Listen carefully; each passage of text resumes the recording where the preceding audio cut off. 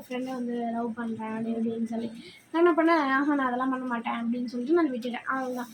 6th முடிஞ்சிடுச்சு, 7th ஃபுல்லாக friends, 8th அப்படின்னு இருக்குன்னு வச்சுக்கோங்களேன். அப்புறம் 8th அப்புறம் என்ன பண்ணேன், சரி ஓகே பிடிச்சிருந்துச்சு அப்படின்ட்டு சரி லவ் பண்ணலாம் அப்படின்னு சொல்லிட்டு முடிவு பண்ணிடுறோம். அவ்வளோதான். உனக்குன்னா எனக்கு நீ தந்தில் செஞ்சு பாடுறான். அப்புறமா இவன் வந்து என்னை லவ் பண்ணிட்டு தான் சுற்றிட்டு இருந்துருக்கான்னு வச்சுக்கோங்களேன். பின்னாடியே வருவான், என்ன பண்ணாலும் விடவே மாட்டான். ஏண்டா டேய் எனக்குன்னே வருவீங்களாடா? காலையில வந்து விழுந்துக்கிறேன். அப்படிலாம் இல்லை.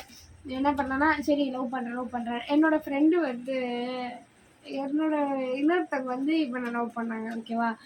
இவன் என்ன பண்ணா, அவங்கள நான் லவ் பண்ணல, உன்னை தான் லவ் பண்ணுறேன் அப்படின்னு சொல்லிட்டான். சரி ஓகே இதுதான் ஆடுகள். ஆமாம், நீ இவனை லவ் பண்ணுறியா அவனை இது தள்ளி விடுறான். ஓகேவா, இந்த மாதிரி லவ் பண்ணுறான் அப்படின்னு சொல்லிட்டு என் ஃப்ரெண்டு சொல்லியிருந்தேன். சரி ஓகே எனக்கும் ஓகே அப்படின்ற மாதிரி இருந்துச்சு. சரி ஓகே பாரு என்ன பாரு எப்படி ஓகே அப்படின்னு. உண்மையிலே எனக்கு அப்போல்லாம் எனக்கு சுத்தமாக பிடிக்காது. ஃப்ரெண்ட்ஸாக பழகணும். நாங்கள் எல்லாருமே ஜாலியாக பேசிக்கிட்டு விளையாடிட்டு அந்த மாதிரி தான் இருப்போம். ஏன்னா மோஸ்ட்லி எனக்கு பாய்ஸு ஃப்ரெண்ட்ஸ் எல்லாம் அதிகம். நாங்கள் எல்லாருமே கிளாஸ் வந்து ஜாலியாக இருப்போம். ஒரு பொண்ணை லவ் பண்ணுறது அதிசயம்.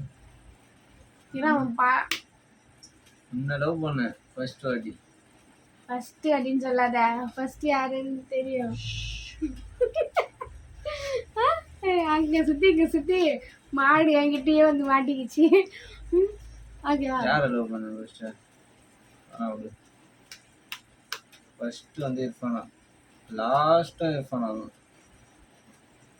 நீ முடிவும் நீ. ஓகே. அப்புறம் நான் பண்ண ஃப்ரெண்டுக்கிட்ட வந்து சொன்னேன், இந்த மாதிரி இவங்க லவ் பண்ணுறாங்க, இவன் லவ் பண்ணுறான் அப்படின்னு சொல்லிச்சு. வேணான்னு சொல்லிட்டு இருந்தோம். அதுக்கப்புறம் யோசிச்சு பார்த்தா சரி ஓகேவா இருந்துச்சு. சரி நம்ம ஃப்ரெண்ட் ஆச்சு, நம்ம வந்து இவனே லவ் பண்ணுறோம், இவனே கல்யாணம் பண்ணிக்கணும் அப்படின்றது மட்டும் மைண்டில் இருந்துச்சு. ஆனால் இப்போதைக்கு நம்ம படிக்கணும், நம்ம எல்லா வேலையும் பார்க்கணும். ஃபர்ஸ்ட் வந்து சும்மா லவ் பண்ணுறோம் அவ்வளோதான், மற்றபடி வந்து வேறு எதுவுமே இல்லாமல் ஹாப்பியாக இருக்கலாம் அப்படின்னு நான் யோசிச்சிட்டேன். சரி நம்ம படிச்சுட்டு இந்த மாதிரி இருக்கலாம் அப்படின்னு சொல்லிட்டு ஜாலியாக 2-3 நாள் தான் லவ் பண்ணியிருப்போம்னு நினைக்கிறேன். தானே 2-3 நாள் தான் லவ் பண்ணுவேன். 6 வருஷம் 5 வருஷம் 10 வருஷம் அது நெக்ஸ்ட் சொல்லாத, அந்த இடத்துல மட்டும் சொல்லு.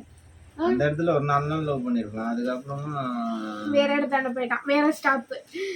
மாங்காடு வேற ஸ்டாப் வச்சு இன்னொரு ஆச்சு. மாங்காடு அம்பல் நகர். அதாவது வாய்க்கு வந்தபடி எல்லாம் பேசப்படாது, எதா இருந்தாலும் நியாயமா பேசணுமா இல்லையா?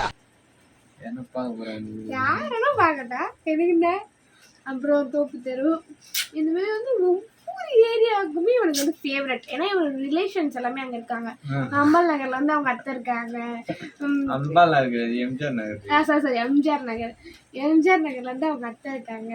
தோப்பு தெருவில் வந்து அவங்க ஆயா இருந்தாங்க, அவங்க அத்தை இருந்தாங்க, மாமா இருந்தாங்க. ஸோ இதெல்லாமே அவனுக்கு ஃபேவரட்டான பிளேசஸ், ஓகேவா. அந்த பிளேசஸ் எல்லாம் தாண்டி வந்து என்னை லவ் பண்ணுவான் இவன். அந்த அளவுக்கு நானா ரொம்ப பிரியும், சரியா. அதுக்கப்புறம் என்னாச்சு, சரி ஓகே இன்னும் 2-3 நாள் அப்போ கூட பேசிக்கலாம் மாட்டோம், சும்மா பார்த்துக்கிறதோட சரி ஒரு 2 நாள். நம்ம வாழ்க்கை எதை நோக்கி பயணமா போய்கிட்டு இருக்குன்னே தெரியலையே. சொல் நீ சொல்லு. அதெல்லாம் ஒன்றும் இல்லை, போட்டு வை தானே, அவங்களெல்லாம் வராதானே யாருக்கும் சொல்றி. அதெல்லாம் இது பண்ணிடணும்னா போட்டு வைக்கலாம். சரி வைக்காது, எவ்வளோ பாருங்க. நான் என்ன சொன்னேன், ஓகே அப்படின்னு சொல்லிட்டு லவ் பண்ண ஆரம்பிச்சிட்டோம்னு வச்சுக்கோங்களேன். ஒரு 1 வீக், கரெக்டாக ஒரு 1 வீக் தான் இருக்கும். சும்மா பார்க்குறது ஹாப்பியாக, அது மாதிரி ரொம்ப பேசிட்டுலாம் போக மாட்டோம், அந்த மாதிரிலாம் இல்லை.